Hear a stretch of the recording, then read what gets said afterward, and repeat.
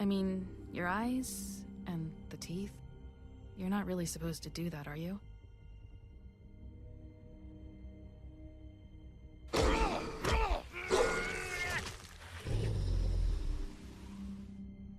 if I can avoid it.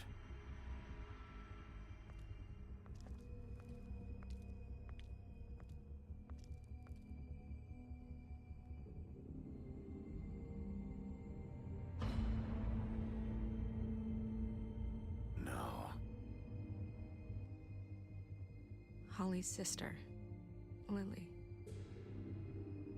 Do you even give a shit about us? The strays. That's why you can't tell me anything. It's the ribbon, isn't it? We're destroying the tree. No! We're not burning the tree, Snow. Hey, you're not really gonna send me to the farm, are you?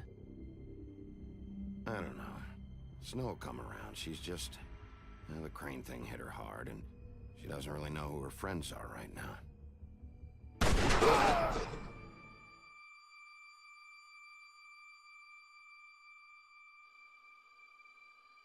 Oh God, Bigby! This time was no joke. Eat as many metal shellings as you see fit, but take just one more silver round near your heart, and the only place I'll be visiting you is the morgue. Bigby, wait. When you get the Crooked Man, make sure you bring him back alive. He has to stand trial. Why don't you have a seat, Sheriff? We have a great deal to discuss.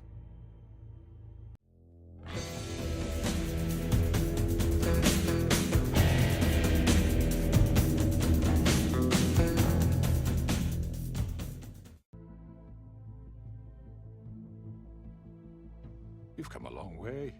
Hello once again, players of good video games. My name is Nick Pell, and this is my review of The Wolf Among Us Episode 5, Cry Wolf. This is the season finale of Telltale's The Wolf Among Us series. So just know that there will be huge spoilers for the last 4 episodes of this season, so just know that. If you have not played up to this point yet, I highly recommend that you not, because there will be slight spoilers in this review. I will be going into the ending of the episode towards the end of the video, and so I will warn you before I do that.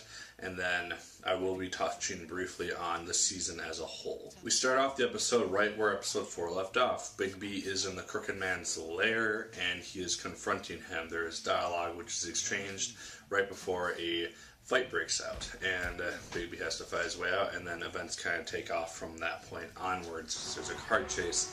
There are some interesting revelations revealed later on by certain characters.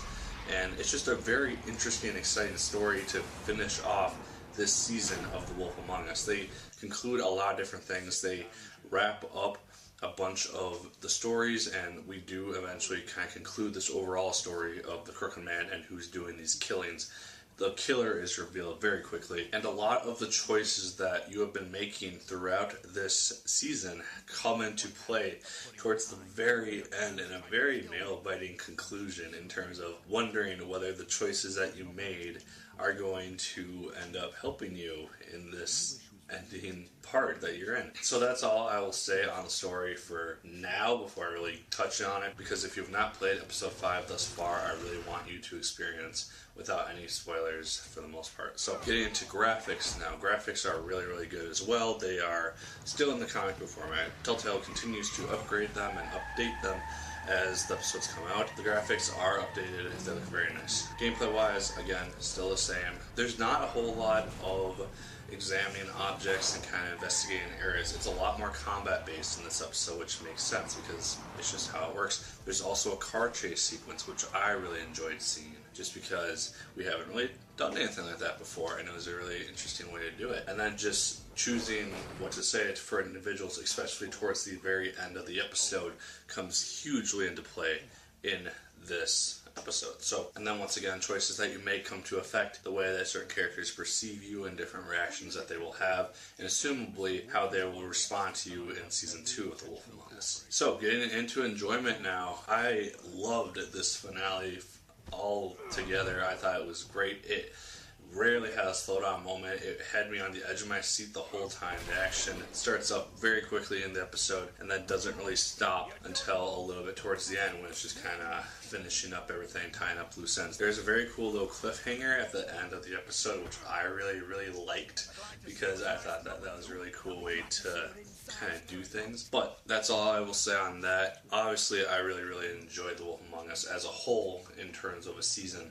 I thought that it did everything that I wanted to. I knew nothing of the Fables universe or Bill Willingham's universe before starting the series, and now that I've read up through the deluxe editions number 8, I am more in love with the series than I could possibly hope to be, and I really look forward to assumably next year when they release season 2 of The Wolf Among Us. Like, favorite, comment, and subscribe if you so choose. I appreciate it immensely. And now I will be talking about the ending and spoiler-y parts of episode 5, Cry Wolf. So if you have not finished the episode, I highly recommend that you stop watching here. I thank you for watching, and now we will get into it.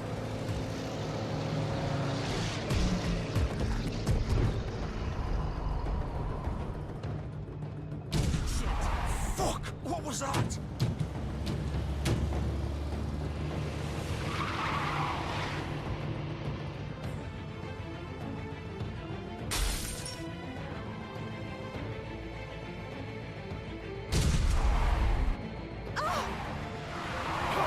Take him off! I can't!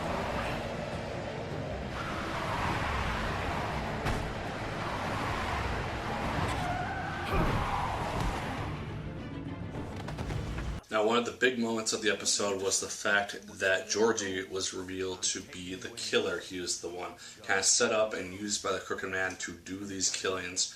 And I really started to feel for the guy when he was dying. Bigby ended up having him stabbed during the opening fight sequence, and he's just bleeding out.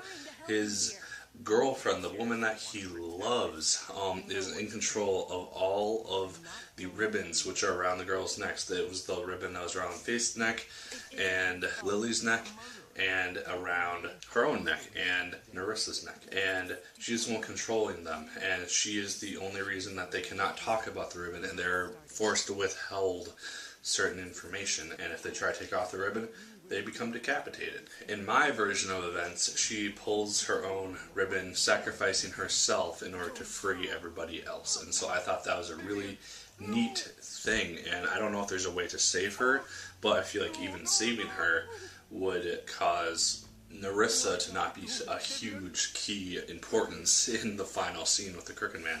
And then we have Georgie. He is lying there on the ground, defeated. He is basically telling Bigby everything that's been going on with the Crooked Man and why he did everything that he did.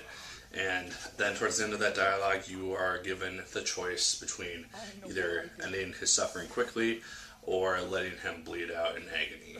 And I chose to end it quickly because I started to feel for the guy. I felt that he was essentially kind of in a lose-lose situation. He either had to do what the Crooked Man wanted him to do in carrying out these murders, or he had to watch as the woman that he loved got killed instead. And so, yeah, I ended him very quickly, and I thought it worked well. The fight with Bloody Mary was also one of the really big highlights of this episode because we see her in her true form. She's just covered in glass. She's got glass sticking out of her all over the place, and she's just a hideous monster. And I just really like seeing that. That was a really interesting fight, and the big climax of it, when Bigby goes his true wolf form and is able to unleash the North Wind's like huff and puff blast attack. I thought that was great. It was a great tribute to the comics as a whole, because that is how Bigby really was in the Homelands, and I love that because it's just a great tribute. I get to see the true wolf within Bigby. So Bloody Mary is killed, she is taken out, and Bigby returns to human form and he goes to confront the Crooked Man. And after some dialogue, he very quickly tries to manipulate Bigby, and he does this with everyone who he comes in contact with, which pissed me off so much when he was doing it. And he tries to weasel his way out of the whole situation. He tries to explain, oh, it was Georgie who killed everybody, not me. And then eventually you are given the choice whether to bring the Crooked Man in like Snow White wants you to, or you just kill him right there and then and just end the whole thing. And I, being the loyal wolf that I am, I chose to bring him in for trial, and that turned out to be a whole interesting scene in and of itself, because you're really just fighting for the town of Fabletown and all these characters who you've interacted with to get on your side and basically side with you against the Crooked Man, because he, once again, manipulates the hell out of people and basically he does make it seem like he is essentially innocent and Georgie did act on his own. And I, luckily, was able to rally the troops behind me, and they let me make the ultimate decision. And right before I was about to make the decision, Crooked Man basically grabs you from behind and tries to get you down the witching well on his own. Obviously, you dismantle him, and you are holding him against the witching well, and you are given the choice whether to throw him down it, kill him right there, or put him in jail. And I chose to put him in jail. While a lot of people did not agree with that, it was ultimately the quote-unquote good choice to do, so that's what I went with. And then later on, you see that he becomes this raven that the witch has put into a cage and she's bringing down to the farm, so he is no longer a threat to anyone. And then it just kind of ties up events from there. We see Toad getting shipped off to the farm, and then we get to see Flycatcher. This was a really cool scene for me because I'm reading the comics, obviously, and I just got through the Good Prince storyline. So Flycatcher is in this series now, and I think that this is a way of them slowly getting up to the point where the comics start out, and I would be really excited to see that eventually come into fruition with Red, Prince Charming, King Cole, all these major characters. And then the last scene that you really have is talking with Narissa, and she basically explains everything that happened. She was the one who saw Georgie pull Faith's ribbon and decapitate her. She was the one who just did all these things, but she also ended up lying about the Crooked Man in terms of hearing him order these murders. And so it's a question of, was justice really done in this situation? I would say probably still yes, because Crooked Man is an evil, evil bastard, but it's just a matter of perspective, I suppose. And then the cliffhanger ending, where if I understood it correctly, it seems like Narissa and Faith are one and the same person, which I think is really, really interesting.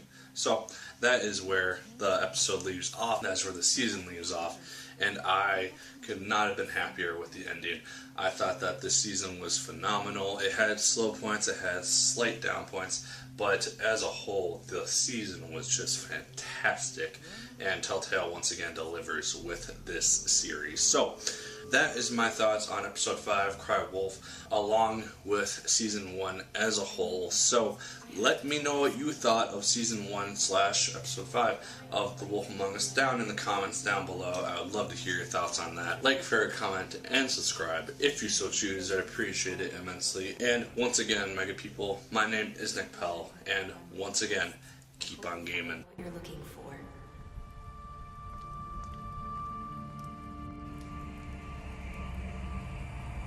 I'll see you around.